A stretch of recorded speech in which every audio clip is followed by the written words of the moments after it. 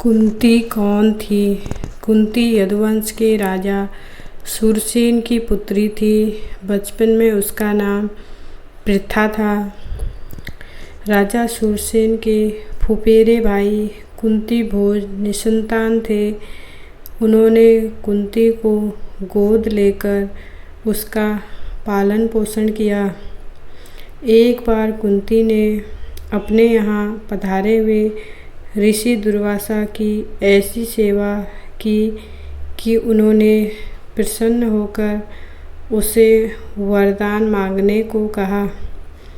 दुर्वासा ने कुंती को वर देते हुए कहा, मैं तुम्हें ऐसा देवी मंत्र दे रहा हूँ जिसका प्रयोग कर तुम किसी भी देवता को आमंत्रित कर सकती हो। इसका प्रयोग आवश्यकता पड़ने पर ही करना। कुंती ने कौमार्यावस्था में कौतूहलवश प्रकृति के तेजस्वी देवता सूर्य का ध्यान किया। वरदान के अनुरूप उसने सूर्य जैसे तेजस्वी बालक को जन्म दिया। लोक अपवाद के भय से एकांत साधना का बहाना बनाकर वह 1 वर्ष महल में कैद रही।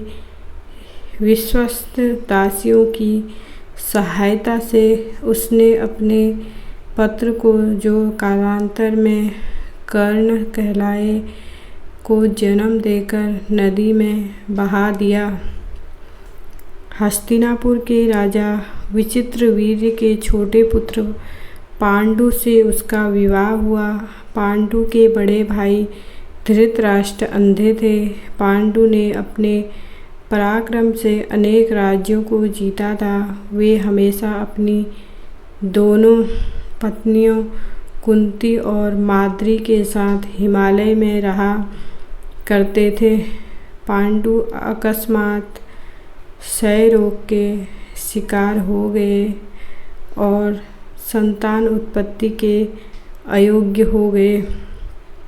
अतः कुंती ने दुर्वासा के वरदान से 3 पुत्रों को जन्म दिया, जो युधिष्ठिर, अर्जुन तथा भीम थे। पांडु की दूसरी पत्नी माद्री ने कुंती के वर की सहायता से अश्विनी कुमारों का ध्यान किया तो उससे नकुल और सहदेव उत्पन्न हुए। पांडु की मृत्यु के बाद कुंती और माद्री दोनों ही सती होना चाहती थी, किंतु माद्री ने कुंती को अपने दोनों पुत्रों का भार सौंप दिया और वह पांडु के साथ सती हो गई। कुंती बहुत परोपकारी थी।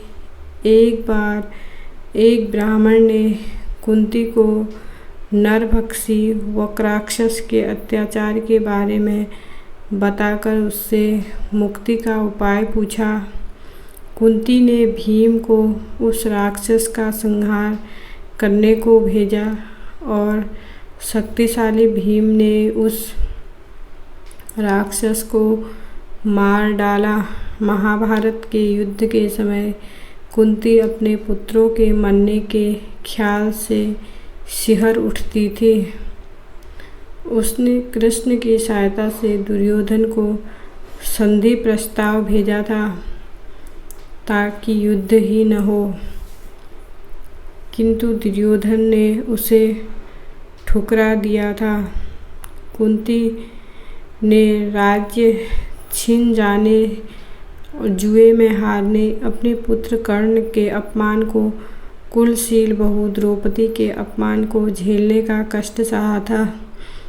कुंती ने भी द्रौपदी के अपमान का प्रतिशोध लेने हेतु पांडवों से कहा था।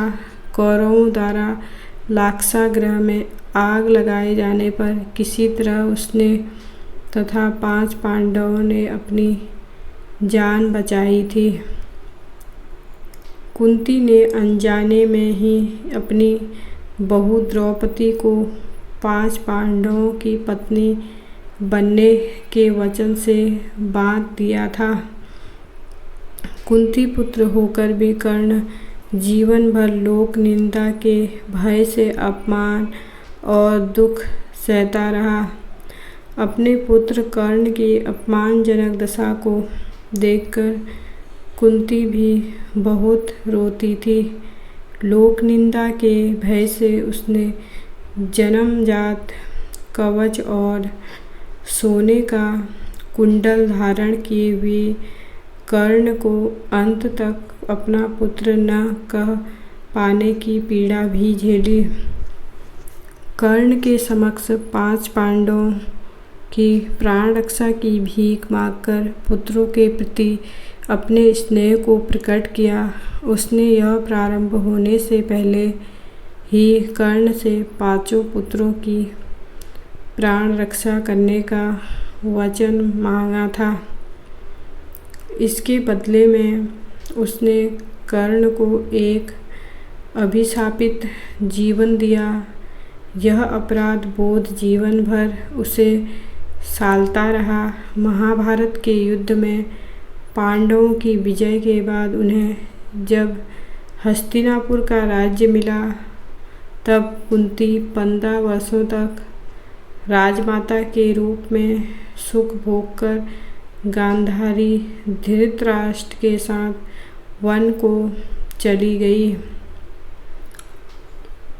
जाने से पूर्व उसने द्रौपदी के सम्मान की हर समय रक्षा करने का वचन तथा दुर्भाग्यशाली पुत्र कर्ण की मृत्यु के बाद प्रत्येक वर्ष उसके श्राद्ध कर्म को विधिवत करते रहने का पांडवों से वचन लिया और वनवास का कष्ट सहते हुए वैराग्य की साधना पूर्ण कर अपनी प्राणाहुति अग्नि देवता को समर्पित कर दी।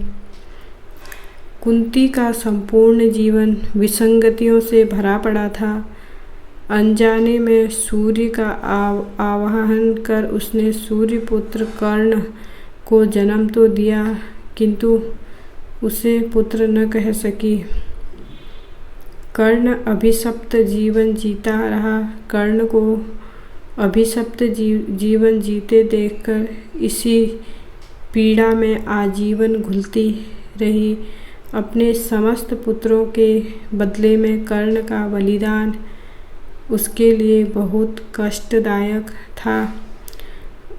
उसने समय और परिस्थिति के अनुरूप अपनी विचार और कार्यों में संतुलन बनाए रखा।